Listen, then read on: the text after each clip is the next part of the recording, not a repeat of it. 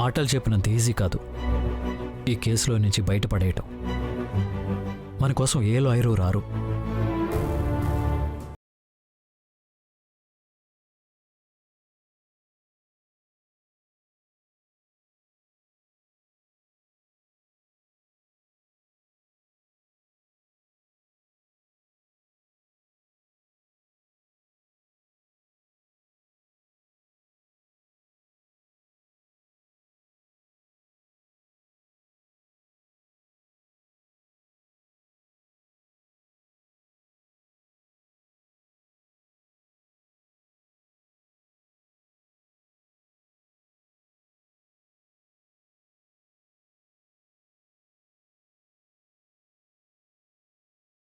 సంగతి నేను చూసుకుంటాను. పదమ్మా, పద.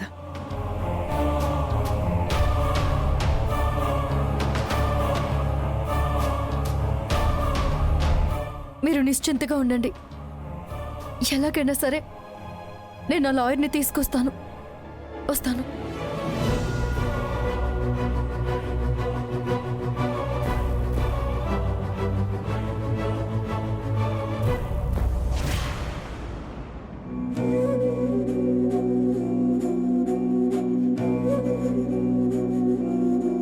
ఇంత ఆస్తి ఉండి, ఇంత పలుకుబడి ఉండి, చేయని తప్పుకి మన కార్తీక్ అరెస్ట్ అయితే కనీసం బెయిల్ కూడా ఇప్పించలేకపోతున్నామండి. కన్న కొడుకుని కాపాడుకోలేని ఈ జన్మ మనకెందుకండి? ధర్మ, నువ్వు బాధపడకు. కార్తీక్ని నిర్దోషిగా నిరూపిస్తానని మన పల్లవి చెప్పింది కదా, చూద్దాం. తనసలు మన కోడలే కానప్పుడు మన కొడుకు కోసం ఏదో చేస్తుందని ఆశపడ్డం కూడా తప్పే అవుతుందండి. మన కార్తీక్ని ఆ భగవంతుడే కాపాడాలి.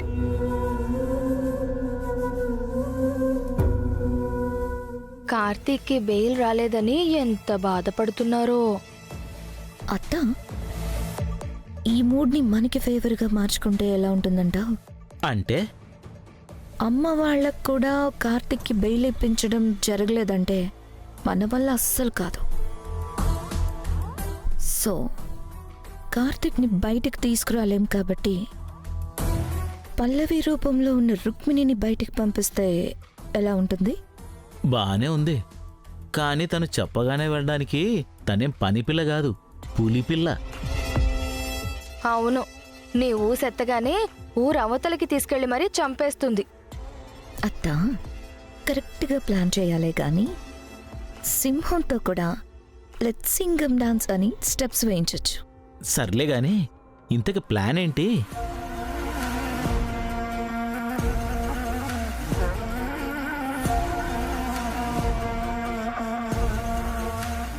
వా, అదిరిపోయింది. ఇంతకాలానికి పర్ఫార్మెన్స్ చేసే అవకాశం దొరికింది. ఇక చూడు, ఎర్రగా తీస్తా, గెటప్ వేసుకొస్తా.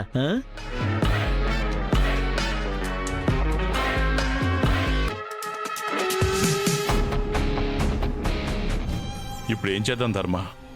ఎవరన్నా మినిస్టర్తో మాట్లాడదామా? లేదండి, దానివల్ల ఎటువంటి ఉపయోగము లేదు.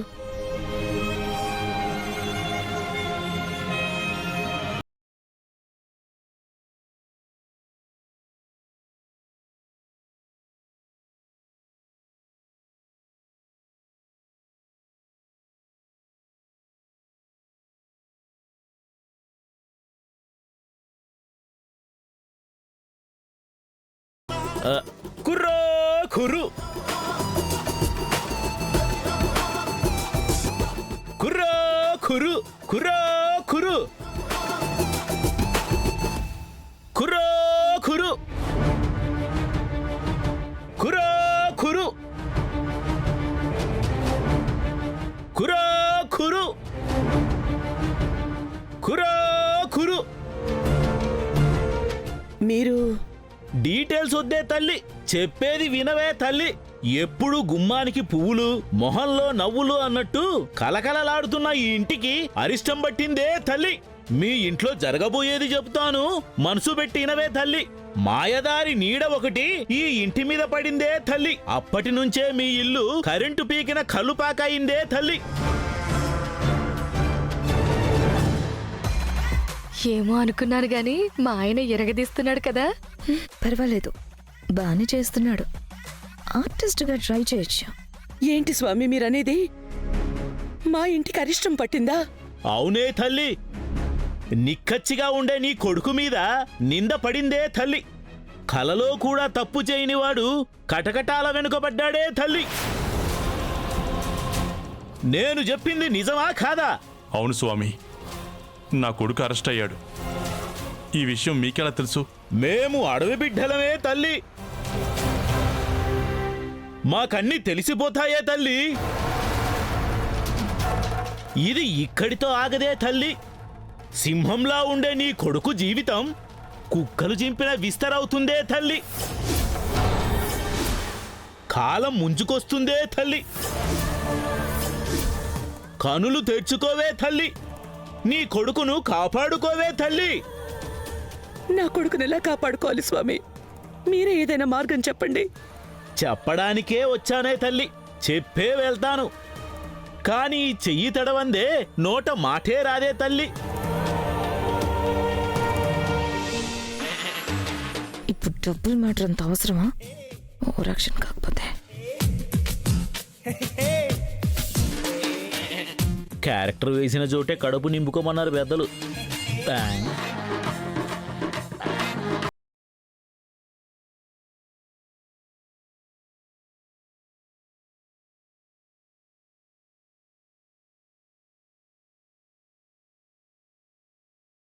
ఇప్పుడు చెప్పండి స్వామి, పరిష్కారం ఏంటి? ఇందాకే చెప్పాను కదే తల్లి, ఒక నీడ వచ్చి వాలిందని ఆ నీడని తన్ని తరివేయండి. ఆటికవే అన్ని సర్దుకుంటాయి.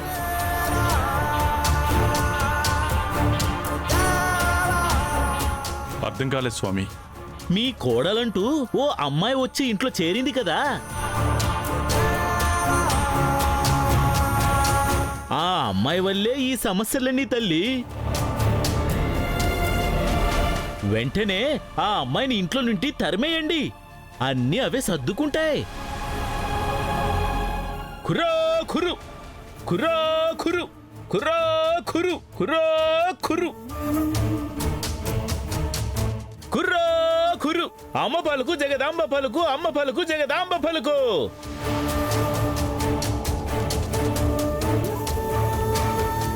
అత్త, ఇతనెవరో పిచ్చోళ్ళ ఉన్నాడు. ఆ అమ్మాయి రావడానికి మన కార్తీక్ అరెస్ట్ అవ్వడానికి అసలు సంబంధం ఏమైనా ఉందా? అలా కొట్టిపారేయకు సకల. కార్తీక్ అరెస్ట్ అయిన విషయం అంత కరెక్ట్ గా చెప్పాడు కదా. పైగా కోయదారులు ఒకళ్ళు పిలిస్తే రారు, వాళ్ళకి రావాలనిపిస్తేనే వస్తారు. వాళ్ళు చెప్పారంటే ఖచ్చితంగా చెప్పినట్టే జరుగుతుంది.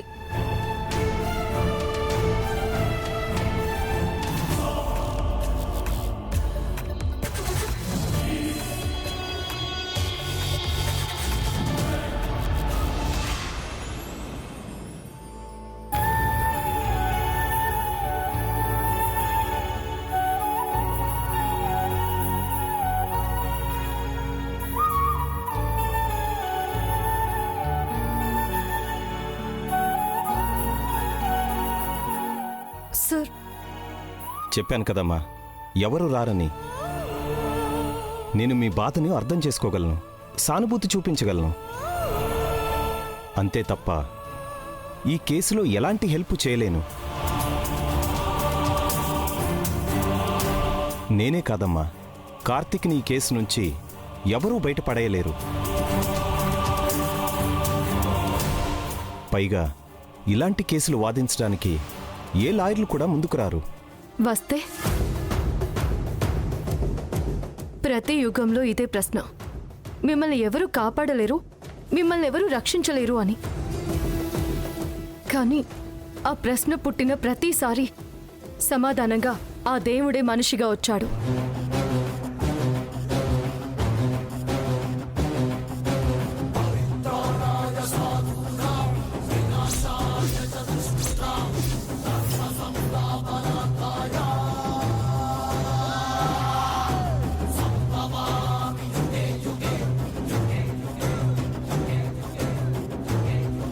ఇప్పుడు కూడా అదే రిపీట్ అవుతుంది. అంటే మా ఆయన్ని కాపాడడానికి, నిర్దోషిగా నిరూపించడానికి ఒక లాయర్ వచ్చారు. ఎవరమ్మా?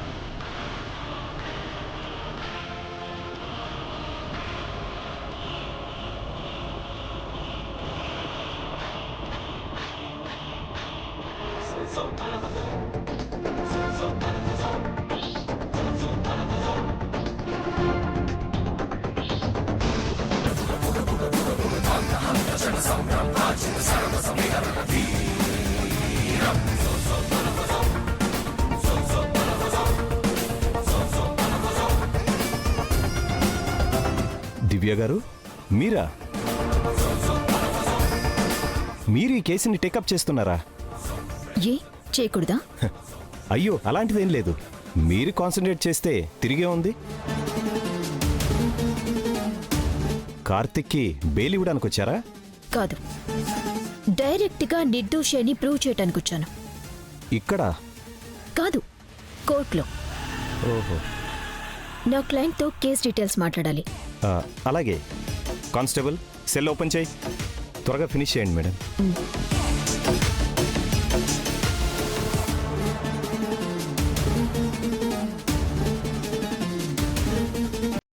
ఏమండి, నేను చెప్పాను కదా, తనే నా ఫ్రెండ్ దివ్య. హలో అండి.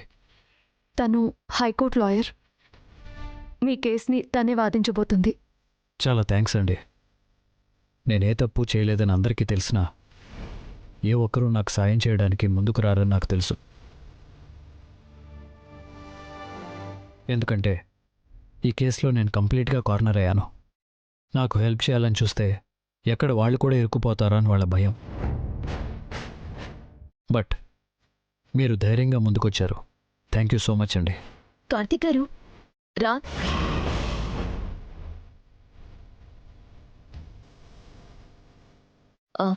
రుక్మిణి నాకు బాగా కావాల్సిన మనిషి.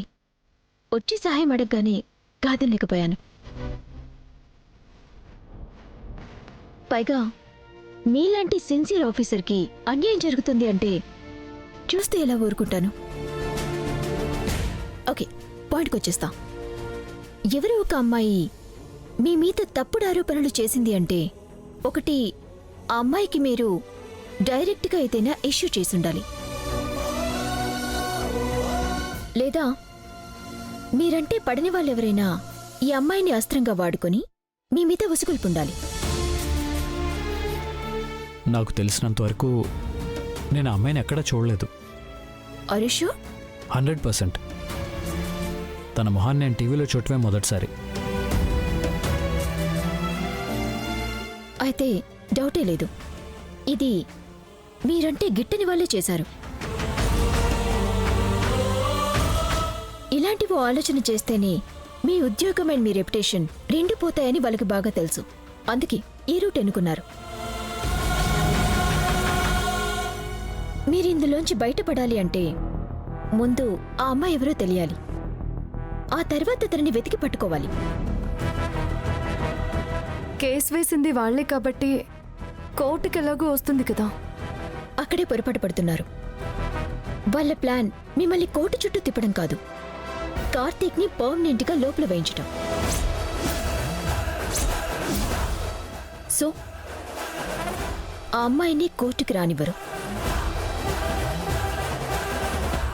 నా అంచనా కరెక్ట్ అయితే ఈ పాటికే ఆ అమ్మాయిని దేశం దాటించే ప్రయత్నం చేస్తూ ఉంటారు.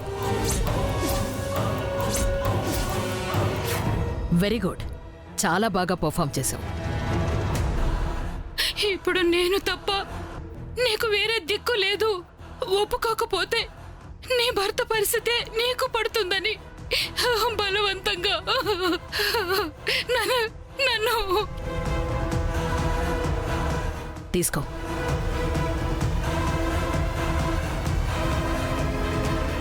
ఎల్లుండే కోర్టు హియరింగ్ కాబట్టి నువ్వు ఈ రోజే దేశం దాటి వెళ్ళిపోవాలి. మేడం, ఇలా అంటున్నానని తప్పుగా అనుకోకండి. నేనలా పారిపోవడం కన్నా కోర్టులో హాజరయ్యి టీవీలో చెప్పిన విషయమే అక్కడ చెప్తే సమస్య తీరిపోతుంది కదా. పిచ్చిదానా, నువ్వు తప్పుడు నింద వేసింది సాధారణమైన వ్యక్తి మీద కాదు, డిఎస్పీ కార్తిక్ కృష్ణ మీద. నీ జాడ వాళ్లకు ఏ మేరకు తెలిసినా నీ ముక్కు పిండి మరీ నీ చేత అసలు నిజం చెప్పిస్తారు. అధిక ప్రసంగం చెయ్యకుండా చెప్పింది చెయ్యి, వెళ్ళు.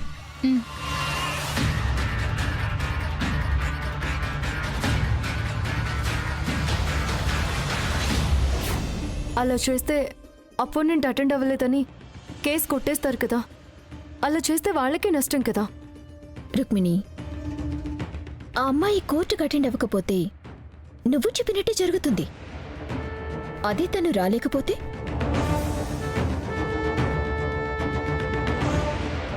చనిపోతే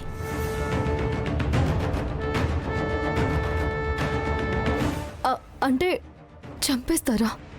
లేదు, వేరే ఎవరు అమ్మాయి డెడ్ బాడీని తీసుకొచ్చి ఆ అమ్మాయే ఈ అమ్మాయి అని మ్యానిపులేట్ చేసి ప్రయత్నం చేస్తారు.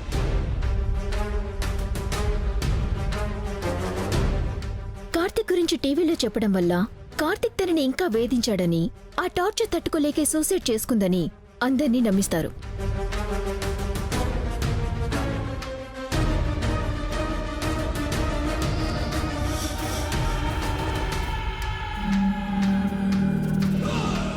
ఏం చెయ్యాలో గుర్తుందిగా? గుర్తుందత్తా. ఒక అనాథ శవాన్ని తీసుకురావాలి. ఈ అమ్మాయి గుర్తులు ఆ శవానికి వేయాలి. ఈ అమ్మాయే ఆ అమ్మాయి అని అందర్నీ నమ్మించాలి. అంతేగా? అంతే. కానీ మాటలు చెప్పినంత సులువు కాదు. జాగ్రత్త. నన్ను నమ్మత్తా, నేనున్నానుగా. అది జరిగితే కార్తీక్ ని పర్మనెంట్ గా డ్యూటీ నుంచి సస్పెండ్ చేస్తారు.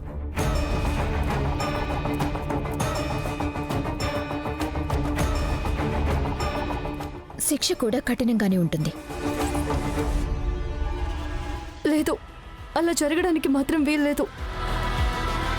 అలా జరగకూడదంటే ఆ అమ్మాయి మనకి దొరకాలి. ఆ తర్వాత నేను చేయాల్సింది నేను చేస్తాను. ఆ అమ్మాయి సప్త సముద్రాల అవతల దాక్కున్నా సరే దాని చుట్టూ పట్టుకుని ఈడ్చుకొస్తాను.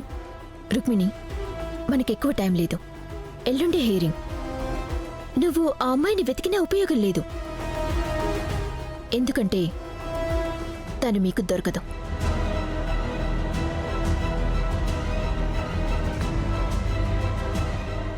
ఆ అమ్మాయిని మీ మీదికి ఉసుగొల్పిన వాళ్ళెవరూ కనిపెట్టండి. ఆ అమ్మాయి ఆటోమేటిక్గా దొరికిపోతుంది.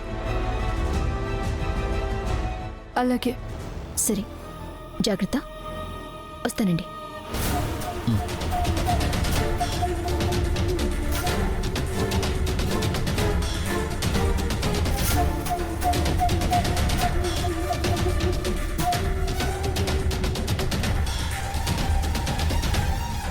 నా మీద అంత కక్ష ఎవరికుందో అర్థం కావట్లేదు. నాకు అర్థమైందండి. ఎవరు? మీ మీద ఇంతకు తెగించేంత కోపం ఒక కాంచన గారికి ఉంది. ఇంత దిగజారిన పని చేసేది కూడా ఆవిడ ఒక్కతే. నా డౌట్ నిజమో కాదో తెలుసుకుని వస్తాను.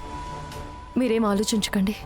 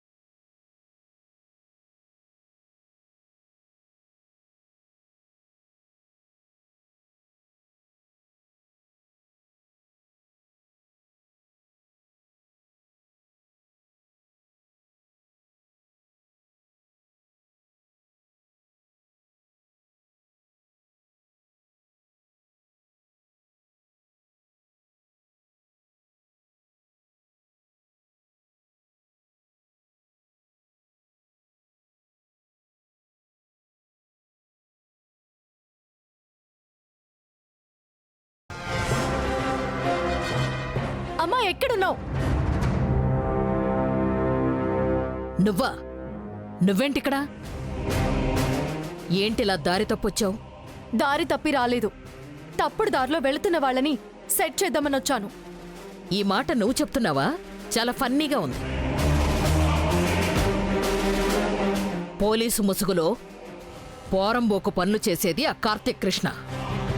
అలాంటి ఒక విలువలేని మనిషికి సాయం చేసేది నువ్వు. తప్పులన్నీ మీరు చేస్తూ నా ఇంటి మీదకొచ్చి అరుస్తున్నావేంటి? నటించకమ్మా.